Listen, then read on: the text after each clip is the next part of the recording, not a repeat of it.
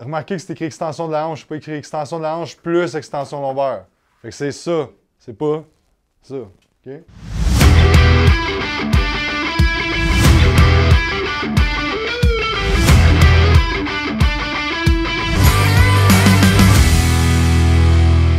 Salut Vlog, donc aujourd'hui on donne la formation biomécanique appliquée pour l'hypertrophie. On va regarder l'anatomie, on va regarder comment analyser les exercices, les forces, les résultantes de force, les bras de résistance, tout ça qui est vraiment important pour mieux coacher tes clients. Donc on a 14 coachs qui sont descendus, on a du monde de Québec, du monde de Belleuil, du monde de partout au Québec et on est très, très contents de ça.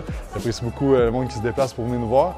Aujourd'hui je donne la formation avec Coach Frank, donc c'est ça, on va vous montrer une couple de petits trucs qu'on parle, qu'est-ce qui se passe là-dedans. Et dans le fond, il va y avoir l'intégrale aussi. Peut-être pas l'intégrale, mais une bonne partie qui va être accessible sur quantumacademy.com, notre site de coaching en ligne.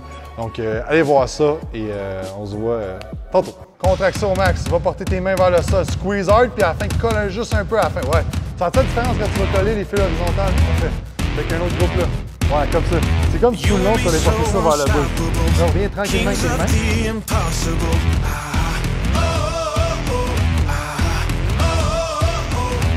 Pose d'un talon, let's go!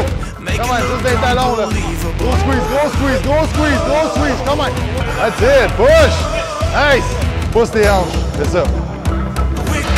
Flat, abdos, solide, pose dans le sol.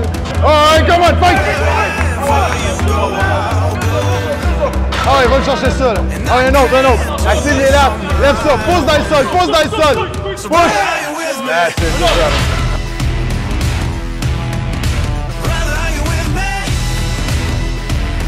Porter ton coude dans ma main, tu sors le chest. Garde ton tronc vers l'avant, mais il est encore sur celui-là. OK? 3 exercices en un avec la même charge, OK? Donc, premièrement, on va mettre le seated row pour les lats. Donc, c'est quoi qu'on va faire? On va mettre l'emphase.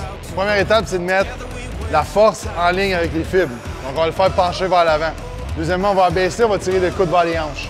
On va faire 6 à 8 répétitions avec un bon 2 secondes de squeeze. Tout de suite après, on va se remettre droit. On va encore faire les coudes vers le bas, comme ça, mais en ayant cherché une petite rétraction à la fin pour aller travailler plus les fibres horizontales du lat. Puis après ça, on va lever un petit peu plus les coudes, puis là, on va faire rétraction, puis on va finir comme ça, OK? Fait qu'on va faire lats, mais là, lats, comme ça, vraiment 100% lats. Lats plus horizontal, un peu upper back, puis upper back. Vous comprenez le... Puis on va utiliser la même charge pas mal avec ça, OK? J'en veux 2 autres, garde les paumes vers le bas, Ouais, là, vas-y. Comment? Coude vers le sol, squeeze, 1. Laisse la tête un petit peu. Garde en avant. Garde ça collé. J'en veux 10 dans la main. Colle ça. Garde les doigts. That's it. Come on. Ouais, j'en veux 2 autres dans la main. 2. Dernier. Pousse ta main, pousse ça. Pousse ta main, plus. Viens porter ici. C'est ça. Pousse ta main dans ma main. Go. Squeeze hard. Va le chercher. Squeeze là. Ouais, 5 autres dans la main. Swing un petit peu là. Regarde, c'est ça. Ouais, 3, les coudes vers le sol. 2. C'est bien là.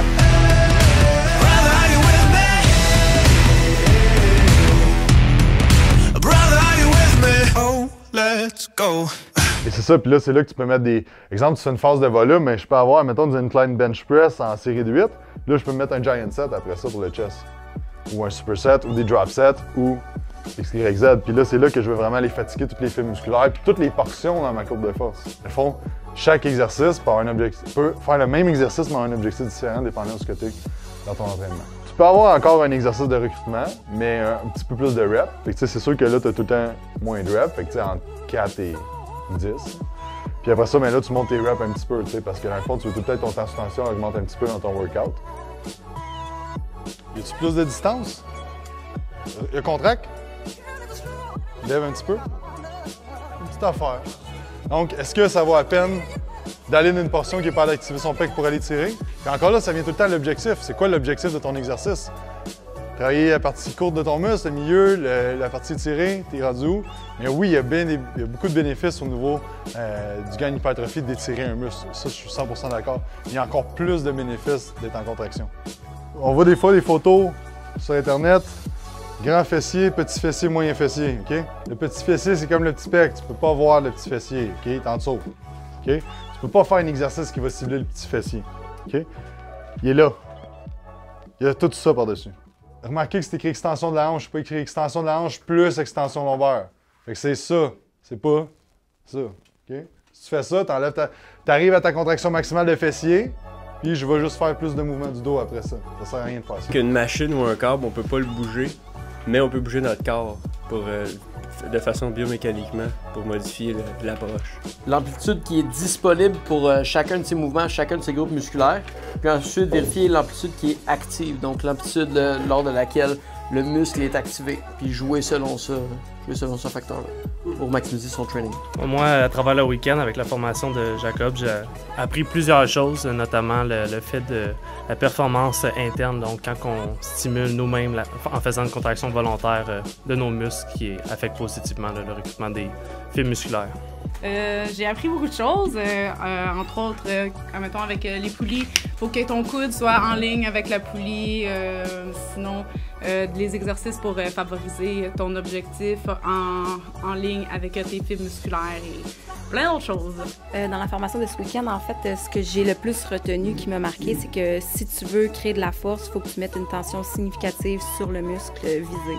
Le profil de force, donc au début du mouvement, on a une capacité moyenne à produire de la force. Au milieu, on a tout le temps notre plus grande capacité à en produire. À la fin, on est tout le temps plus faible.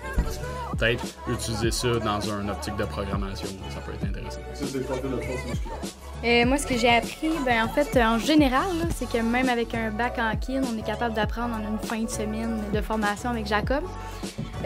Puis ça fait une bonne révision, puis de chaque mouvement, chaque exercice, vraiment la technique dans son ensemble. First, j'ai appris que m'entraîner ici, c'est mon goal, en partant.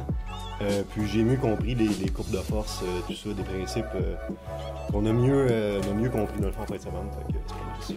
Personnellement, je ne reconnaîtrais plus les exercices, je ne verrais plus les exercices de la même façon. De la façon qu'on a appris à reconnaître les bras de résistance, les lignes de force. Chaque fois que je vais voir quelqu'un faire un exercice, ça va m'aider à comprendre pourquoi qu'il fait, quel muscle il recrute.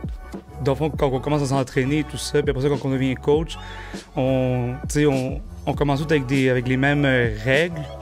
Puis, tu sais, de voir ici en fin de semaine à quel point c'est tout des mythes aussi souvent, tu sais, d'aller full range of motion et tout ça, dans le fond, c'est pas nécessaire. Tu sais, c'est vraiment impressionnant de voir toute la science derrière tout ça. Ce qui est plutôt clair, c'est de toujours garder une ouverture d'esprit, puis que des fois, on aime organiser nos pensées, nos notions, nos connaissances d'une certaine manière. Et puis, quand tu arrives dans une formation comme ça, avec quelqu'un comme Jacob qui est vraiment poussé dans un field d'expertise, faut que tu laisses ton ego de côté, puis que tu continues à pousser, vraiment, puis t'as jamais fini d'apprendre. Fait que ça fait juste, encore une fois, mettre ça en valeur. Là.